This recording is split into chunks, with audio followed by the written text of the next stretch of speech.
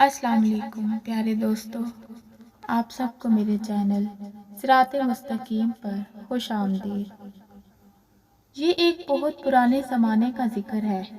ایک تھا شکاری، لیکن وہ دوسرے شکاریوں کی طرح نہیں تھا۔ اس نے اپنی پوری زندگی میں کسی جانور کو نہیں مارا تھا۔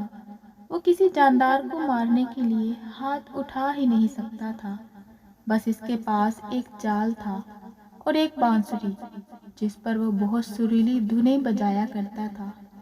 وہ روزانہ جنگل میں جاتا، جال بچھاتا اور جال سے کچھ دور جا کر بانسری بجانے لگتا۔ اس کی بانسری کی دلکش آواز سن کر پرندے اڑے چلے آتے۔ وہ انتظار کرتا اور جیسے ہی پرندے اس کے جال کے پاس آتے، وہ رسی کھینچ کر انہیں جال میں بند کر لیتا۔ پھر وہ ان پرندوں کو دانہ کھلاتا، ان کا خیال رکھتا اور ان کی پیاری پیاری آوازیں سنتا۔ جب کبھی اسے پیسوں کی ضرورت پڑتی تو وہ ان میں سے 2-3 پرندے بیچ دیتا۔ پرندوں کے اس شکاری کا ایک بیٹا تھا جس کا نام بہزاد تھا۔ بہزاد ابھی چھوٹا ہی تھا کہ شکاری بیمار پڑا اور اس کا انتقال ہو گیا۔ بہزاد اور اس کی امی کے پاس جو پیسے تھے وہ جلد ہی ختم ہو گئے اور ان کے پاس کھانے کو کچھ نہ رہا۔ زندگی بڑی مشکل سے گزرنے لگی۔ بہزاد چھوٹا تھا مگر بہت ہمت اور صبر والا تھا۔ کام کاج میں اپنی امی کی مدد کرتا اور جو وقت ملتا اس میں وہ جنگل چلا جاتا جہاں اس کے ابو پرندے پکڑا کرتے تھے۔ آخر ایک روز اس نے اپنی ماں سے کہا، امی میں اب بچہ نہیں رہا، 15 سال کا ہو گیا ہوں۔ ابو کے بعد آپ نے بہت محنت کی ہے، اب آپ مجھے ابو کا جال اور بانسری لا دیجیے، کل سے میں بھی جنگل جا کر پرندے پکڑا کروں گا۔ اس کی امی جانتی تھی کہ وہ بڑا بہادر لڑکا ہے اور جنگل کا چپا چپا اس نے دیکھ رکھا ہے، اس لیے انہوں نے اسے بانسری اور جال لا کر دے دیا۔ اگلی صبح بہزاد جلدی اٹھ گیا اور جنگل کو چلا گیا۔ نہ اسے کسی چیز کا ڈر تھا، نہ یہ خیال کہ راستہ بھول جاؤں گا، کیونکہ وہ جنگل کے ایک ایک درخت کو پہچانتا تھا۔ گھنے جنگل میں دور تک نکل گیا اور بانسری بجانے لگا، لیکن پورے دن میں ایک پرندہ بھی اس کے پاس نہ آیا۔ آخر جنگل میں شام کا اندھیرا پھیلنے لگا تو وہ تھکا ماندہ خالی ہاتھ گھر لوٹ آیا۔ اس کی امی جانتی تھیں کہ یہی ہوگا۔ پرندے پکڑنا اتنا آسان نہیں ہے کہ کوئی ایک ہی دن میں یہ کام سیکھ لے۔ انہوں نے بیٹے کو تسلی دی اور سمجھایا، بیٹا تمہارے ابو بھی فوراً پرندے پکڑنے میں ماہر نہیں ہو گئے تھے، ابھی تمہیں اس کام کو سیکھنے میں بہت محنت کرنی پڑے گی۔ بہزاد ہمت ہارنے والا نہیں تھا۔ اس نے مستقل مزاجی سے یہ کام جاری رکھا۔ آخر آہستہ آہستہ اسے بانسری پر خوبصورت دھنیں بجانا، اپنے آپ کو پرندوں سے چھپانا اور بغیر ہلے جلے صبر سے دیر تک بیٹھنا آ گیا۔ پرندے اس کے جال میں پھنسنے لگے۔ ایک دن اس کے جال میں ایک بہت عجیب اور خوبصورت پرندہ پھنس گیا۔ اس کے پر 7 رنگوں کے تھے۔ وہ خوشی خوشی گھر آیا اور اس پرندے کو ایک پنجرے میں بند کر دیا۔ اگلی صبح جب وہ اٹھا تو یہ دیکھ کر حیران رہ گیا کہ پرندے نے ایک خوبصورت انڈا دیا تھا۔ وہ انڈا بھی 7 رنگوں کا تھا۔ بہزاد نے سوچا کہ یہ انڈا بازار میں جا کر بیچ دینا چاہیے تاکہ کچھ پیسے ہاتھ لگیں۔ جب وہ انڈا لے کر بازار پہنچا تو اسے دکاندار نے دیکھ لیا۔ یہ دکاندار بہت چالاک اور لالچی تھا۔ اس کا کام ہی غریب لوگوں کو دھوکہ دینا اور سستی چیزیں مہنگی بیچنا تھا۔ بہزاد کے ہاتھ میں رنگین انڈا دیکھتے ہی اس نے فوراً آواز دی، اے سنو، کیا یہ انڈا بیچتے ہو؟ میں اسے خریدتا ہوں۔ بہزاد جانتا تھا کہ وہ دکاندار برا آدمی ہے۔ اس کی چالاکی اور لالچ دیکھ کر بہزاد نے کہا، ہاں 10 روپے کا ہے۔ بہزاد کو یہ دیکھ کر حیرت ہوئی کہ چالاک دکاندار نے اس انڈے کی قیمت کم کرانے کی کوشش نہیں کی اور اسے 10 روپے دے کر انڈا لے لیا۔ بہزاد نے بازار سے سودا خریدا اور گھر آ گیا۔ اگلی صبح اس نے دیکھا کہ پرندے نے پھر ایک ویسا ہی رنگین انڈا دیا ہے۔ یہ انڈا بھی اس نے اس چلاک دکاندار کو بیچ دیا۔ اس طرح وہ پرندہ روزانہ ایک خوبصورت اور رنگین انڈا دیتا اور بہزاد اسے بیچ آتا، اور یوں ماں بیٹے مزے سے گزر بسر کرنے لگے۔ ایک دن بہزاد کو خیال آیا کہ یہ چلاک دکاندار اتنا مہنگا انڈا خرید کر کیا کرتا ہے، ضرور اسے بہت زیادہ قیمت پر آگے بیچتا ہوگا۔ یہ سوچ کر اس نے ایک دن دکاندار کا پیچھا کیا۔ دکاندار انڈا خرید کر محل پہنچا اور بہزاد سمجھ گیا کہ وہ دکاندار اس سے روزانہ انڈا خرید کر بادشاہ کو مہنگے داموں بیچ آتا ہے۔ بہزاد نے سوچا کہ کیوں نہ میں خود انڈا لے کر بادشاہ کے پاس جاؤں اور زیادہ رقم پاؤں۔ اس نے ایسا ہی کیا۔ بادشاہ نے اسے ایک انڈے کے 100 روپے دیے۔ جب چلاک دکاندار نے دیکھا کہ بہزاد اب اسے انڈے نہیں بیچتا بلکہ خود محل میں جا کر بادشاہ کو بیچ آتا ہے تو اسے بڑا غصہ آیا۔ بہزاد کو سبق سکھانے کے لیے وہ ایک دن بادشاہ کے پاس گیا اور کہا، بادشاہ سلامت، آپ بہزاد سے اتنا مہنگا انڈا کیوں خریدتے ہیں؟ یہ انڈے تو آپ کو بالکل مفت میں مل سکتے ہیں۔ بہزاد کے پاس ایک عجیب اور خوبصورت پرندہ ہے جو یہ انڈے دیتا ہے، آپ اس سے یہ پرندہ چھین لیجئے، آپ کے پاس انڈا اور پرندہ مفت میں ہوں گے۔ بادشاہ نے بہزاد کو حکم دیا کہ پرندہ فوراً لے آؤ۔ بہزاد سمجھ گیا کہ یہ چلاک دکاندار کی شرارت ہے، کیونکہ بادشاہ اتنا بے وقوف ہے کہ وہ کبھی یہ نہیں سوچ سکتا تھا کہ انڈے کہاں سے آتے ہیں، لیکن وہ مجبور تھا کیونکہ بادشاہ کا حکم نہ ماننے پر اسے کوئی سخت سزا بھی دے سکتا تھا۔ بہزاد نے اپنا پرندہ بادشاہ کو دے دیا، لیکن اس نے ہمت نہیں ہاری۔ اس نے اپنی بانسری اور جال اٹھایا اور جنگل کو نکل گیا۔ اس نے ایسی دلکش بانسری بجائی کہ جنگل کے کونے کونے سے پرندے نکل کر اس کے پاس آنے لگے۔ اس کے جال میں کبھی تیتر پھنستا، کبھی فاختہ تو کبھی بلبل۔ ان کو بیچ کر دونوں ماں بیٹے ہنسی خوشی زندگی گزارنے لگے۔ بہزاد پورے شہر میں مشہور ہو گیا۔ جب کسی کو کوئی پرندہ پالنا ہوتا وہ بہزاد کے پاس آتا اور اس سے پرندہ خرید کر لے جاتا۔ چلاک دکاندار نے یہ دیکھا تو بہزاد سے کہا، یہ پرندے تم مجھے بیچا کرو۔ بہزاد سمجھ گیا کہ وہ اس سے پرندے سستے خرید کر لوگوں کو مہنگا بیچے گا، اس لیے اس نے انکار کر دیا۔ چلاک دکاندار کو بہت غصہ آیا۔ وہ بادشاہ کے پاس گیا اور اس سے کہا، بادشاہ سلامت، آپ نے جو پرندہ بہزاد سے لیا تھا وہ اکیلا ہونے کی وجہ سے اداس رہتا ہے۔ آپ بہزاد سے کہیے کہ ایسا ہی ایک اور پرندہ پکڑ لائے تاکہ آپ کا پرندہ اپنے ساتھی کے ساتھ خوش رہے۔ بادشاہ کی کھوپڑی میں بھوسا بھرا ہوا تھا۔ اس نے سوچا کہ دکاندار ٹھیک کہتا ہے۔ اس نے بہزاد کو بلوایا اور اسے حکم دیا کہ میرے پرندے کا ساتھی ایسا ہی ایک اور پرندہ پکڑ لاؤ ورنہ تمہاری خیر نہیں۔ بہزاد نے کچھ کہنے کی کوشش کی لیکن بادشاہ نے کہا، میں ایک لفظ بھی سننا نہیں چاہتا۔ میں تمہیں 40 دن کی مہلت دیتا ہوں۔ اگر 40 دن کے اندر اندر تم ایسا ہی ایک اور پرندہ نہ لائے تو تم کو جان سے مار دیا جائے گا۔ بہزاد پریشان تو ہوا لیکن اس نے حوصلہ رکھا اور بانسری اور جال لے کر جنگل پہنچ گیا۔ اس نے دن رات ایک کر دیا۔ ایسا عجیب و غریب پرندہ کہاں سے ملتا، لیکن اس کی محنت رنگ لائی اور آخر اس کے جال میں ویسا ہی ایک اور پرندہ پھنس گیا۔ بہزاد نے پرندہ پکڑا اور اسے لے جا کر بادشاہ کو دے دیا۔ بادشاہ نے پرندہ تو لے لیا لیکن اسے ایک پیسہ بھی نہ دیا۔ بہزاد سمجھ گیا کہ بادشاہ بھی دکاندار کی طرح ہے، فرق یہ ہے کہ وہ چلاک ہے اور یہ بے وقوف۔ بادشاہ تو پرندہ لے کر خوش ہو گیا لیکن چلاک دکاندار کو بڑا غصہ آیا۔ وہ جانتا تھا کہ بہزاد ایک بہت بہادر، محنتی اور ذہین لڑکا ہے۔ وہ ضرور ایک نہ ایک دن اس سے بدلہ لے گا۔ اس کا خیال تھا کہ بہزاد دوسرا پرندہ نہیں لا سکے گا اور بادشاہ اسے مروا دے گا، لیکن اسے اب بہزاد سے ڈر لگنے لگا کہ کہیں وہ اس کو کسی مصیبت میں نہ ڈال دے۔ اس لیے اس نے بہزاد کو پھنسانے کی ایک اور ترکیب سوچی۔ وہ بادشاہ کے پاس پہنچا اور کہنے لگا، بادشاہ سلامت، آپ کو شاید معلوم نہیں کہ جو پرندے آپ کو بہزاد لا کر دیتا ہے ان کی جان ایک پھول میں ہے۔ بادشاہ نے پوچھا وہ کیسے؟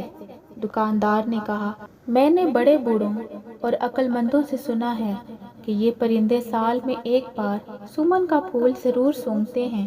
اگر یہ پھول ان کو سونگھنے کو نہ ملے تو یہ مر جاتے ہیں اور یہ پھول کالے دیو کے باغ میں اگتے ہیں۔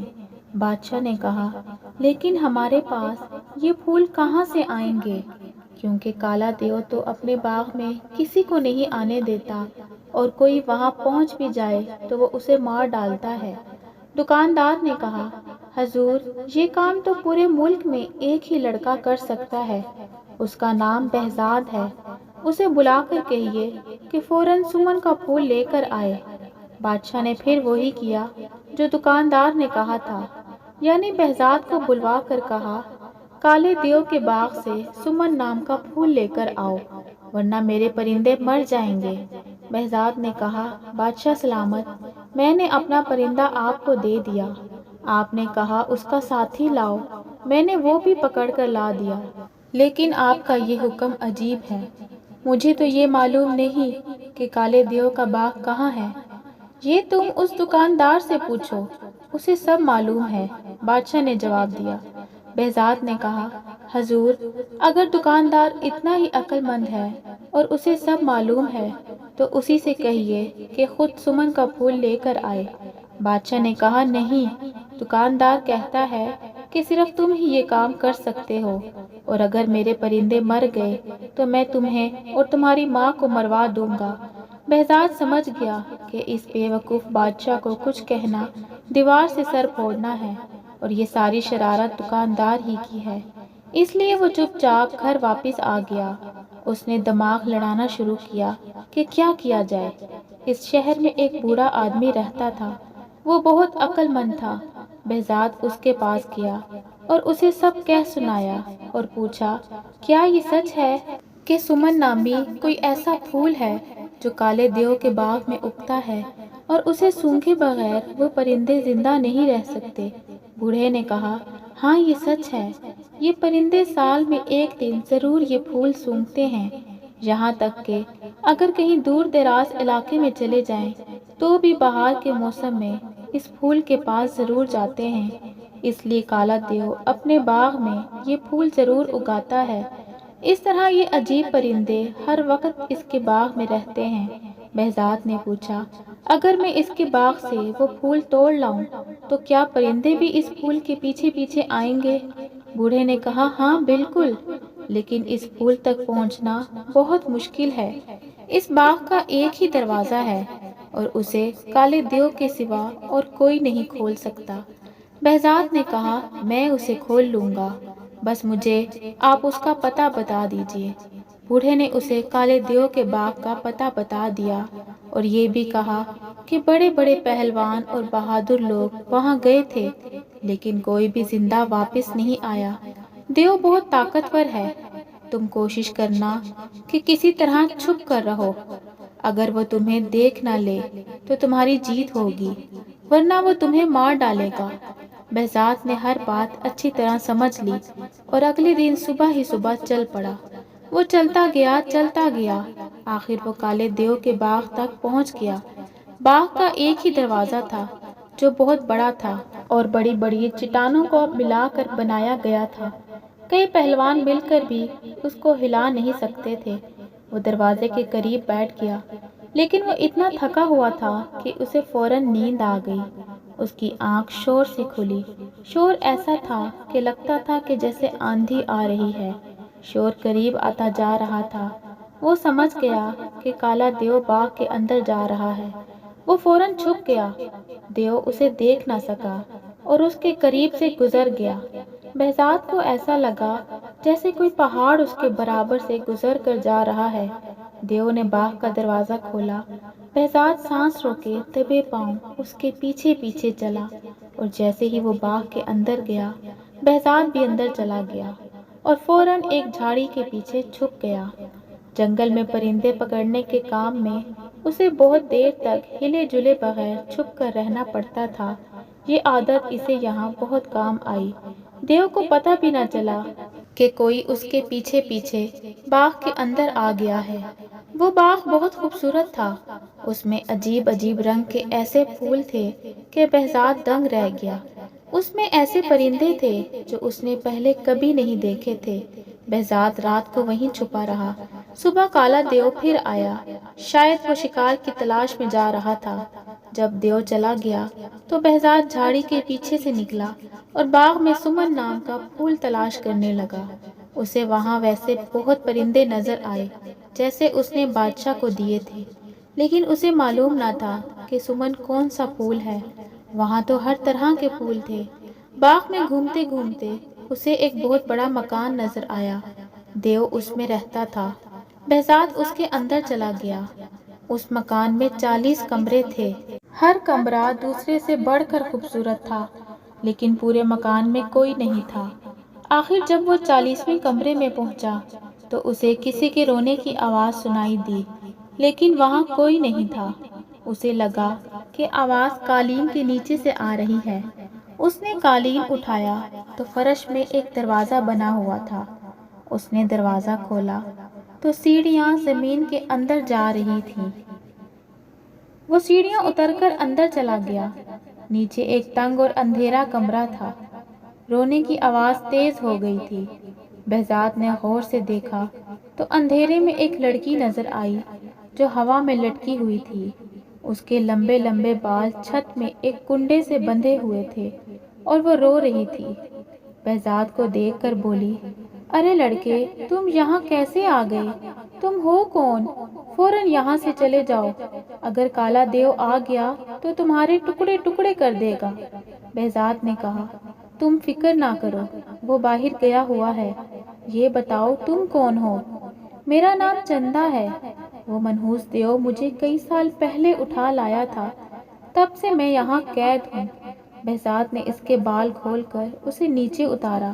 اس نے پھر پوچھا، تم کون ہو اور یہاں کیوں اور کیسے آئے ہو؟ بہزاد نے پوری بات بتائی کہ وہ کس طرح سمن کے پھول کی تلاش میں آیا ہے، اور اگر پھول نہ ملا تو بادشاہ اس کی ماں کو نقصان پہنچا سکتا ہے۔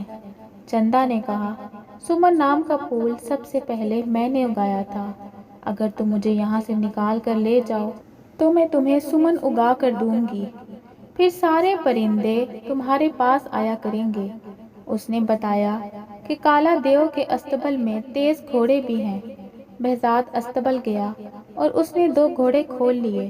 دونوں ان پر سوار ہو گئے۔